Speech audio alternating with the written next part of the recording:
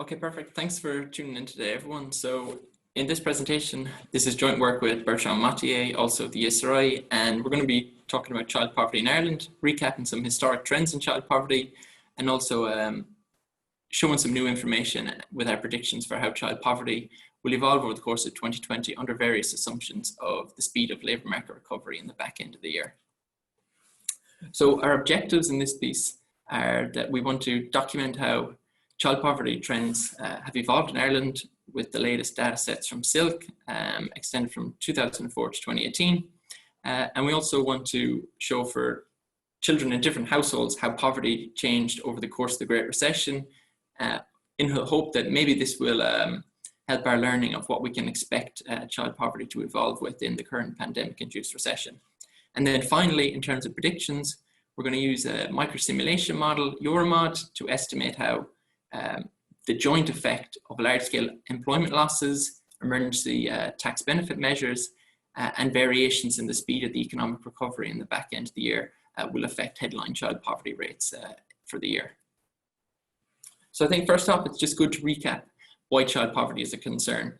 So there's sort of an immediate effect that children living in poverty will have lower living standards, but there's also very strong long-run effects that should be a concern for policymakers.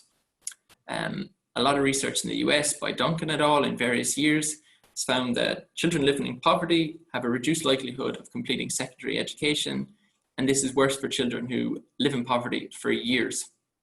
And in terms of labour market impact, Duncan et al. Again in a more recent paper, they've found that adult earnings and hours worked are heavily reduced for children who live in poverty. And a sort of an interesting feature from these kind of studies is that there's a headline statistic that if we were to give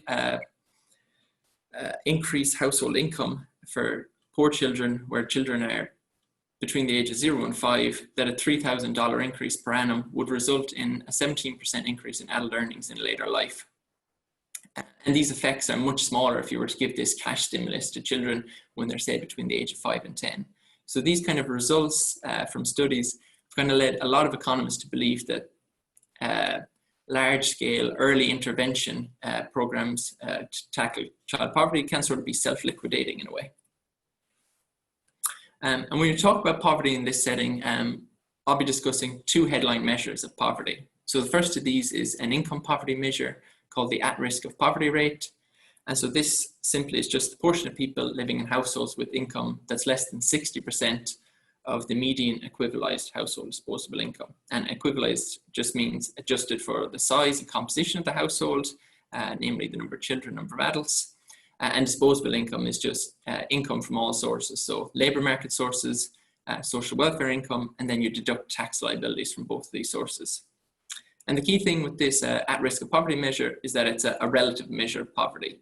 So for a given household, whether you're poor or not is a function both of your own income and the income of other households, namely your distance from the median. So with these relative measures, there's sort of a keeping up with the Joneses effect here, that it's not just your own circumstance, the circumstance of others dictate whether you're defined as being poor or not. And we contrast this with a basic deprivation measure that's become popular, particularly over the last recession, for recording trends in poverty. So this is an absolute measure, and it just measures a household's ability to afford at least 2 out of 11 items of basic consumables. And these basic consumables are things like, are questions that people are asked in surveys, and they're like, for example, are you able to adequately heat your house? Are you able to afford 2 pairs of shoes? And these questions are asked in such a way so as to elicit a household's ability to buy these items and not a household's preference for these items. So it really is a very good measure of a household's ability to afford basic items. And the nice thing here is that poverty in this sense, whether you're poor or not, it's just a function of your self-reported ability to afford these items. So whether other households can afford them or not, doesn't play any part in defining whether you're poor or not. So just touching on the at-risk of poverty, or the income poverty rate that children have experienced over time. Here we've taken various SILC waves from 2004 to 2018, and we've plotted in the bold line here the at-risk of poverty rate for children classified as less than 18. And we've also plotted a dashed line, which is the national unemployment rate from 2004 to 2018. And so what we just want to compare here is how at-risk of poverty rates have varied at different points in the economic cycle. And so what we see in the first data point, that in 2004, child at risk of poverty rates were quite high at 23%, and by 2018, they'd fallen to 15%. But you'll notice that the at risk of poverty rates, they don't fluctuate very much as the unemployment rate does. And so if you maybe naively looked at this measure, you might think that there was not a lot of economic change or change in circumstance of children and households over the course of this period, which of course we know is not the case. And the key thing here is that these relative poverty rates, they tend to not track the business cycle very well, because if other households have falling incomes and poor households also have falling incomes, the at risk of poverty rates tend to just stabilize. And then finally on this point, just to compare how at risk of poverty rates for children compared to those of adults, we'll see that in most years from 2005 pretty consistently through to 2018, at risk of poverty rates for children have been higher than those for working age adults and also for the elderly. So just a little recap there, at risk of poverty rates tend to not track the business cycle very well, and they don't show much upswing during the Great Recession. And part of this is due to when there's big, large, systematic recessions, there's changes in the threshold for poverty rather than the at risk of poverty metric itself. And so absolute measures of poverty, such as the basic deprivation rate, can be really useful in enlisting changes in living standards during very large recessions. Or equally, you can just use a fixed criteria of poverty by using a fixed poverty line to untangle how income poverty changes and changes to median incomes may be changing over a given time period. And in the latter, we kind of plot again the same graphs I just showed you, but for all years, a constant poverty line is used. So we say that being poor in any given year through to 2004 to 2018 is just if you're under the 2004 poverty line, and we index this along with the CPI. And once we do this, we see a pretty cyclical pattern in child at risk of poverty rates if we use this fixed poverty line, namely that it's decreasing during the Celtic Tiger period, and it shows some upswing during the Great Recession. And then by 2018, these rates are pretty low at around 7%. But in terms of absolute measures, we see a very large increase in deprivation rates that children suffered during the Great Recession when we look at this basic deprivation rate, which is just a household's inability to afford basic goods and services. And this tended to rise rapidly from a low of 15% in 2007, all the way up to 35% by 2013. And then there's also variation in child deprivation rates once you look at variation in the labour force status of the household head. So what we've done here, we've just condensed the data down to just look at 3 points in time, namely 2008, where deprivation rates were at their lowest, 2013 and 2018. And what you'll notice straight away is that in instances where the head of the household is at work, child poverty rates tend to be very low, at around 10% in 2008 and 2018, and rising to around 25% at the peak of the Great Recession in 2013. And that's in stark contrast to the very high deprivation rates that children in households where the head of the household is unemployed or inactive or has another labour force status. And it's particularly striking that children in households where the head of household is unemployed had deprivation rates nearly 70% in 2013. And these tend to be routinely near 50%, even in good times like 2008 and 2018. So just to summarize that kind of historical information that we touched on, what we see is that deprivation and fixed income poverty rates, they rose rapidly over the Great Recession. And through pretty much all years through SILC, child poverty rates were higher than what was observed for adults. And I suppose some good news was that with the latest data point from 2018, child poverty rates were pretty close to what they were in the Celtic Tiger period. And with the last chart I showed you, I really just wanted to make the point that parental employment substantially reduces the likelihood of a child facing deprivation or living in income poverty. But when we tie this with recent observations of large-scale job losses, it sort of begs the question of, with these large-scale job losses, how are child poverty rates likely to evolve in 2020?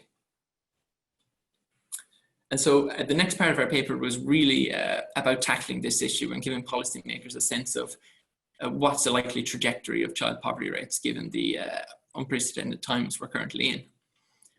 And to do so, we make use of a harmonized European tax benefit model, EuroMod. And this tax benefit model uses 2017 Irish data, and we increase incomes to their start 2020 levels. And within that data, we simulate widespread job losses that were observed, and we also model the effect of emergency income support measures such as the pandemic employment payment and the temporary wage subsidy scheme. So we really want to just perturb the data a little bit so that it represents the current state of job losses, and then also add in the discretionary policy changes of pandemic unemployment payment and temporary wage subsidy schemes, and then see how all these measures together will affect child income poverty. So when we calibrate our simulations, we estimate a baseline of 834,000 job losses, and we say all these occurred all at once in mid-March for simplicity. And of those 834,000, close to 600,000 we say receive PUP, and then 250,000 we say receive temporary wage subsidy scheme. And these job losses they're calibrated to match the observed uptake of the temporary wage subsidy scheme and PUP by industry at the end of April. So we will get the dynamics that say there was large-scale job losses in the hotel and accommodation sector. And equally, we'll get variation in other industries as well. And I suppose the sort of nice thing that we also do is we also model a labour market recovery. And so while, as I just mentioned, we calibrated job losses to match industries, we don't do that with the labour market recovery. We just allow a certain portion of workers who randomly were displaced, and by displaced, I mean that they ended up in receipt of the pandemic unemployment payment or in receipt of the temporary wage subsidy scheme. We allow a random portion of these to return to work at two discrete points in time, either mid-June or at the end of September. And we base the speed of people returning to work on unemployment estimates from the central bank quarterly 2 bulletin. And I suppose one other sort of innovative thing we did in this piece was we tried to formally incorporate some uncertainty into the model. So we allowed the scale of job losses and the speed of labour market recovery to vary with a 10 percentage point spread. So it was the case when we were making the model at the end of April, we didn't really know, is this as bad as the recession is going to be, or will there be more job losses? So we wanted to kind of cover ourselves that we allowed a little bit of a spread on job losses and equally allow a spread on the speed of the labour market recovery. And then finally, we sort of estimate the model 100 times, and then we report the minimum, average, and maximum income poverty change that we observe. And this is sort of a Monte Carlo sort of approach. Okay, so the 3 scenarios we analyze and the associated assumptions are just outlined here. So the first off, the reference point we use in comparing how child poverty will evolve is this first scenario, the no pandemic baseline. So this is just a case where there's normal economic activity for all of 2020, and the tax benefit rules as at the start of the year are in place for the whole of 2020. And you can just think of this as a counterfactual where coronavirus never occurred.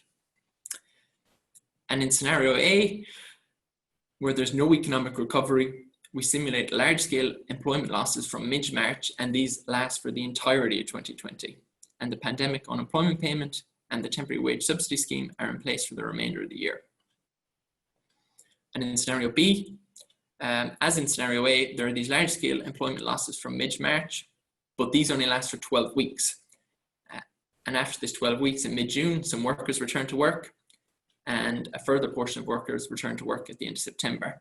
So overall, this gives us somewhere between 61 and 82% of workers who lost their jobs return to work by the end of September. And there's this spread that I mentioned earlier in the rate of return to work, which incorporates some of the uncertainty that there could be.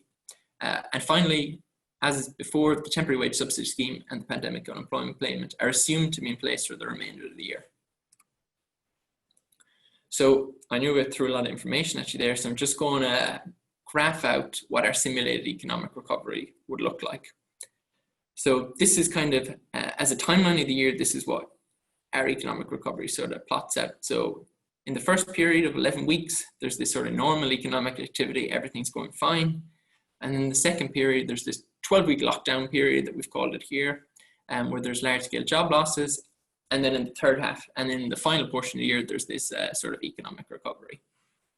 And as a baseline estimate, as I mentioned before, we simulate that about 584,000 people received the pandemic employment payment in this sort of 12-week large-scale job loss period, and 250,000 received the temporary wage subsidy scheme. And then in mid-June, these numbers drop, and then at the end of September, these numbers further drop as more people return to work. And to incorporate some of the uncertainty around this, we also have this 10 percentage point spread either side. So you can see that we allow job losses to be a little bigger in the lockdown period, and equally, there's a big range on speed of recovery as well. And the shapes we've plotted here just represent administrative figures on the numbers in receipt of the pandemic unemployment payment and from the temporary wage subsidy scheme. So you can see that our sort of job loss period in the lockdown sort of pretty closely matches what was actually observed. So we really captured the unemployment losses pretty well. And whether or not our recovery period matches what's going to happen in reality is another question. Okay, so when we run all these estimates 100 times, each for scenario A and scenario B, we get some poverty estimates for children, adults, and the whole population. And I mentioned earlier that these at-risk of poverty rates can sometimes be skewed when the poverty line is changing. So to avoid that, we use the same definition of poverty in all cases. So we use the poverty line derived from the no pandemic baseline scenario, and that's the common criteria for whether or not a household is living in poverty or not in all of scenario A and scenario B. So the first thing I want to draw your attention to is that sort of in this no pandemic baseline, we sort of estimated an at-risk of poverty rate of around 16.6% for children. And this rises substantially to an average of 21.1% in scenario A, where there's no economic recovery. And you can see the bounds on that estimate as well, and the maximum and the minimum are still quite elevated from the baseline estimate. And then secondly, child poverty. The sort of good news, I suppose, is that with an economic recovery, the child poverty estimates in scenario B decline substantially to sort of an average, that sort of blue circle, of 18%. And you can see the bounds, particularly the minimum value on that estimate just here. They're pretty close to what it would have been in a counterfactual where coronavirus didn't occur. So you can see that an economic recovery allied with an extension of emergency income benefits sort of really do protect children from rising poverty. And we can see that there's also rises in the adult poverty rate in a no recovery scenario and in the general population. The general population estimates tend to closely track the adult poverty scores, as adults make a large portion of society in general. And we can see that again for adults in the population, if there is an economic recovery allied with an extension of the temporary wage subsidy scheme and the pandemic unemployment payment, we can see that with the light blue, the poverty estimates are pretty close to what they would have been in a no pandemic baseline. So the last point I kind of want to make on this is that so far we've shown that there's an increase in the number of children that will be living in poverty if there is a recovery or if there is no recovery. But that doesn't necessarily mean that a lot of families have large income losses. It could be the case that in the baseline itself, there were some children that were just above the poverty line, and now they just fall below it. So increases in poverty status may belie very small changes that households face in their income. And we see this isn't the case here. So here what we've plotted is households' poverty status when they're poor or not poor in the baseline versus their status with they're not poor or poor in both recovery scenarios. And these percentages represent percentage change in household income. So what we see here is households who were initially not poor, but now find themselves living in poverty in scenario A or scenario B.